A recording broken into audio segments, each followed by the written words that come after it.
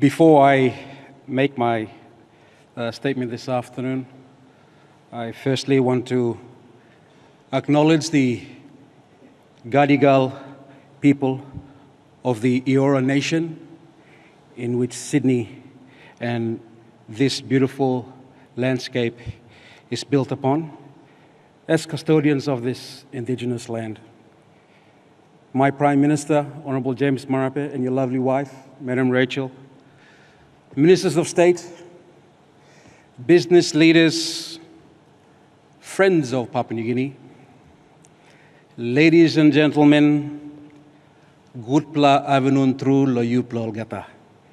A very good afternoon to you all.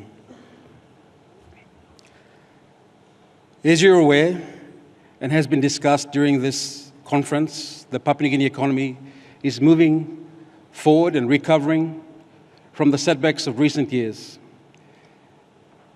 We are recovering from problems caused by COVID-19 pandemic and managing the fallout from an unstable global economy, including war in Ukraine and the Middle East. Resource projects in PNG are coming online, and this will continue to build related economic areas that support resource sector operations.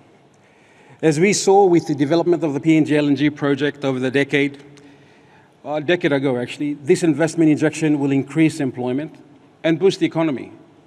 This is good news for our people domestically and businesses, and even international investors, such as today. Even the previous Prime Minister, now in the opposition, made a point during the recent budget debate that these fundamentals of our economy are sound. However, a challenge that was also experienced back in PNG LNG construction phase, just as it is today, relates to law and order. Over recent decades, PNG has struggled in dealing with law and order, made worse by media coverage that magnifies negative perception. The social environment in which criminal activities occur is changing, and this is a headwind that police and the government overall must continue to manage. Problems such as cost of living pressures contribute to street crimes and break and enter. This is not just in PNG, but right across the world, as people are paying so much more for basic food items, and this can lead to desperate acts and crime.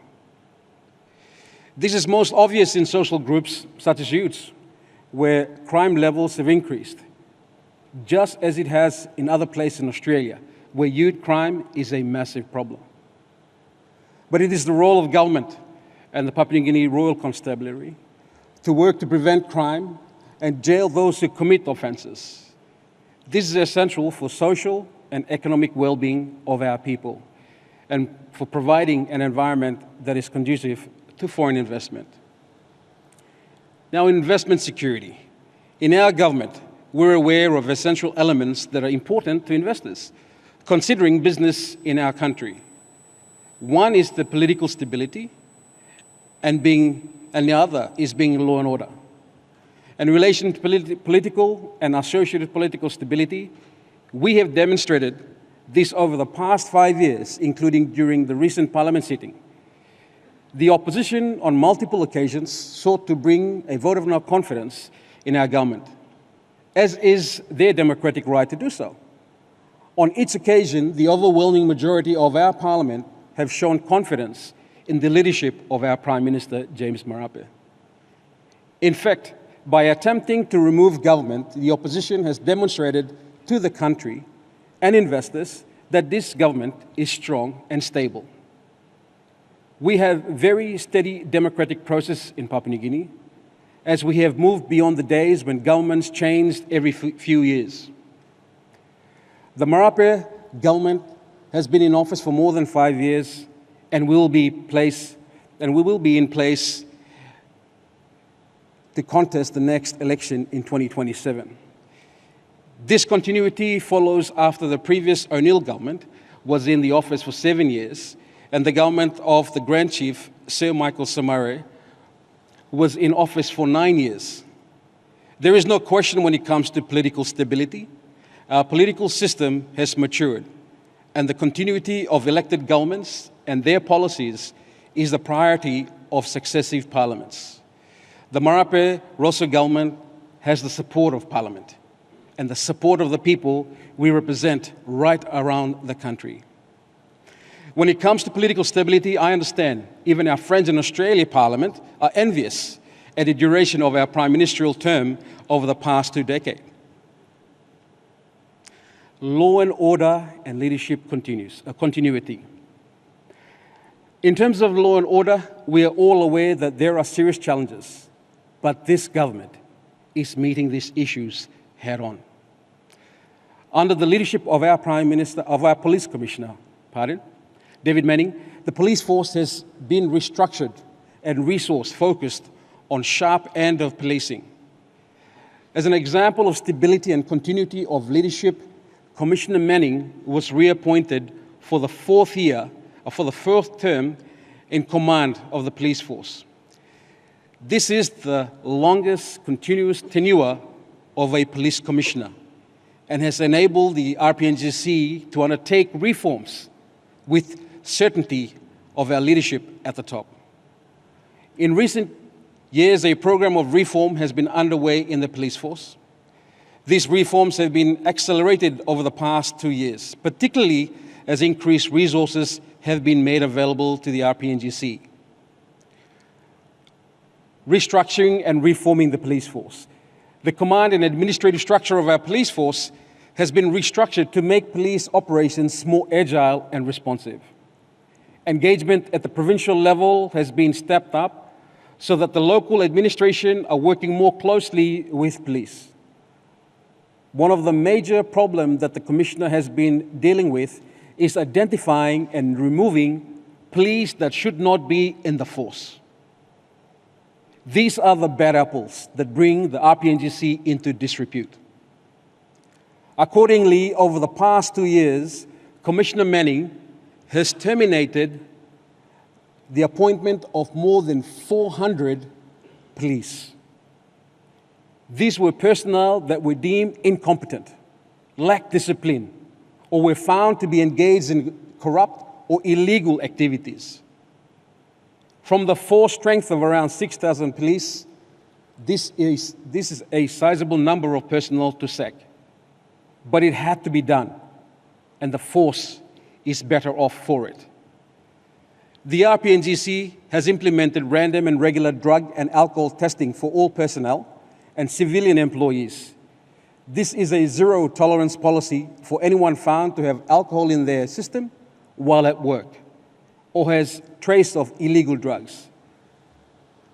To bolster the number of quality and disciplined police personnel, a recruitment was launched in 2022. This will contribute to the creation of police force of 10,000 regular personnel by at least 2027-2030. Recruitment is being undertaken independently by an international accounting firm, so there can be no question of nepotism, corruption, as was the case in the past. Leading to the first intake, more than 48,000 applicants were received and processed. The first intake of recruits has graduated and are now serving in stations around the country. Around 700 are expected to be in place by 2025, mid-25, with more recruits training. The first cohort of 63 officer cadets will graduate next year after intensive training. This has included the cadets being posted with police in Queensland and receiving instructions at the Australian Institute of Police Management in Sydney. As more recruits and officers cadets graduate and additional training is provided to police who meet the right standard to remain in the force, the capability of police continues to increase. A further recruitment initiative that we're undertaking is to bring in experienced international personnel to be sworn into our ranks. These are police that have served in Australia and other Commonwealth countries that will bring their experience and knowledge to the RPNGC. They will swear an oath to serve our people, have full police authority, and be subject to the laws of PNG. Bringing the right overseas police personnel into our police force who respect and understand our culture and our people has been positively received. Morale amongst personnel is on the rise, and this is showing through our police operation with increased numbers of investigations and arrests taking place. Now, an insight into our 2025 budget, how it correlates to our performance. The reforms and the changes are good news for us, but we will still have a long way to go, and plans are being implemented to get the force to where we want it to be in the coming years. The Marape Rosa government made law and order one of the core issues of this administration. The 2025 national budget was prepared according to the theme, securing PNG in 2025 and beyond. The budget effectively targets what is needed to protect our communities, our people, and most importantly, our business, from criminals both domestic and foreign. The budget allocation for police is the highest in the nation's history, amounting to over 700 million kina. This is on the back of increase in police budgets for each year of the Marape government since 2019, and this is delivering results. Areas that are fundamental to investigating and prosecuting criminals have been given substantial funding increases. This includes resource for operational requirements such as vehicles, equipment used by personnel on patrols and on operations. This further includes the back-end administration that is essential in coordinating the deployment of police and assets. Now, the future of our policing. Though increased funding, more focused and disciplined police personnel, and with support from our partners, such as the Australian government, we are making solid advances in the law and order. Police are managing issues when problems flare up, and while this is no easy task, through the reforms and restructure, the RPNG has been going through response to these issues is a lot more efficient. Police are partnering more closely with our businesses to better protect workers and assets of investors.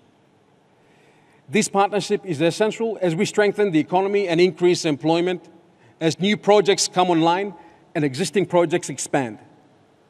In areas where there is increased risk or heightened tension, we're able to and have been deploying mobile squads that provide a rapid response. They have the capabilities to shut down illegal activities and ensure calm so as to reduce the risk of harm to members of the public and protect the property. This afternoon, I have sought to provide you with a further insight to what we are doing in the Marape Rosa government to strengthen and improve the law and order in our country. We have come a long way from crime situation we faced in the decades past, and we are making a steady progress on the long road ahead. Despite the challenges that feed crime from inside and outside the country, we now have a police force that is adapting to modern environment and is improving our public safety. The Papua New Guinea Royal Constabulary has the full support of our government. The change we have been implementing, and we have substantial support from our partner law enforcement agencies in implementing our reforms. We will continue to drive effective change and increase the capability of our security forces to strengthen the law and order in PNG. We will continue our work in creating an environment that is conducive to investment and business growth. Thank you.